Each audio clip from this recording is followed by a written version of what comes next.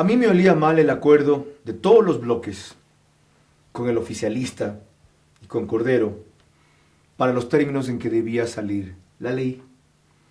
Y me olía mal porque no se puede firmar un acuerdo por la libertad contra quienes más la han violado en el caso del derecho a la honra y el ejercicio de la calumnia, que son los del PRE.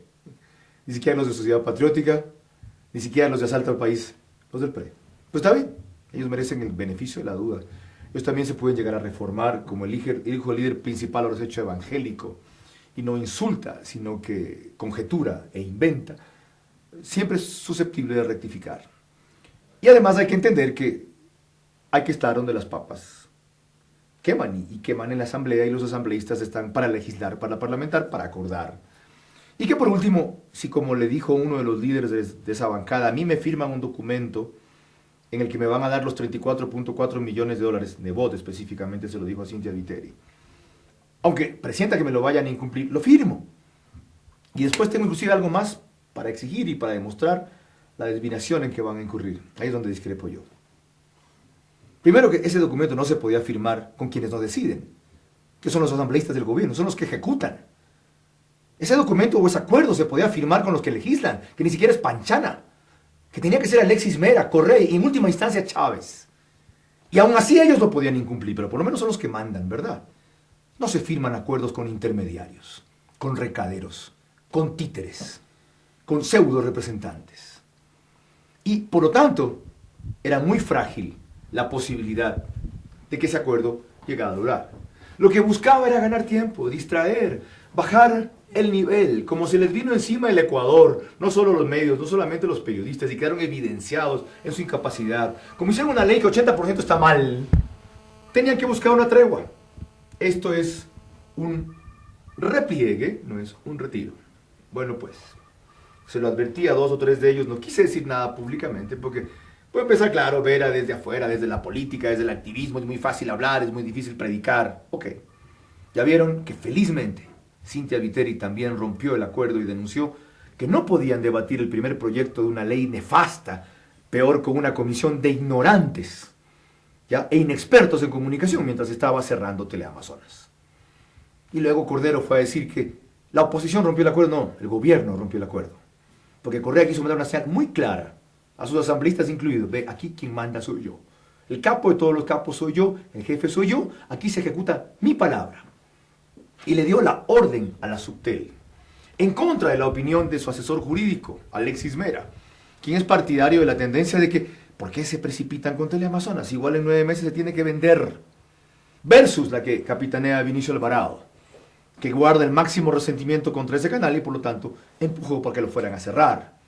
Y llamó a Jaramillo, ya se imaginan lo que le dijo al Palacio de Carondelet el día que se dispuso la suspensión. Así que, lección aprendida respecto a ese tipo de acuerdos. Es mejor que salga una ley mordaza, sin ningún acuerdo con los que nos quieren amordazar, hacer el papel de ingenuos y llegar a firmar otra vez esa clase de documentos. Desgraciadamente, los hechos y el tiempo nos han dado la razón, no solo a mí, a todos quienes fuimos escépticos de ese tipo de actitudes, especialmente el Universo, en uno de sus editoriales centrales. Ahora, a aprender las lecciones y a ponerlas en práctica. ¿Qué le demuestra a usted el hecho de que Fernando Alvarado le haya dicho al Comercio que el Consejo de Comunicación es irrenunciable? A mí, por ejemplo, me llama la atención que Fernando Alvarado no es asambleísta, no es autoridad elegida por elección popular, es el secretario de Comunicación del gobierno y está dando una señal de que ellos definen lo que es renunciable y no, mientras que no lo hacen los asambleístas. Demuestra eso. Primero, que el peón cumple las órdenes del patrón y que el patrón le mandó a decir que eso era innegociable. Y segundo, que así es como iba a salir la ley, Carlos Andrés. Así es como iba a salir la ley.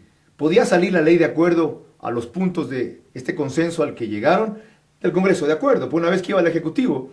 Él, como la hizo presentar por Panchana, por eso no la presentó él como Ejecutivo, como la hizo presentar por Panchana, podía proponer un texto alternativo, inclusive completamente nuevo o diferente. Si era él el que presentaba la ley, según la ley orgánica de la función judicial, solo cabía que él proponga textos alternativos en aquellos en los cuales se oponían a su proyecto original.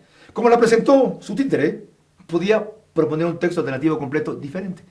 demuestra lo que dijo Alvarado, Fernando, que esa era la intención de Correa. Rafael, su patrón. Los que apoyan la ley Mordaza dicen que la prensa dice lo que le da la gana, que nunca responde por sus agravios o por sus imprecisiones o por sus calumnias,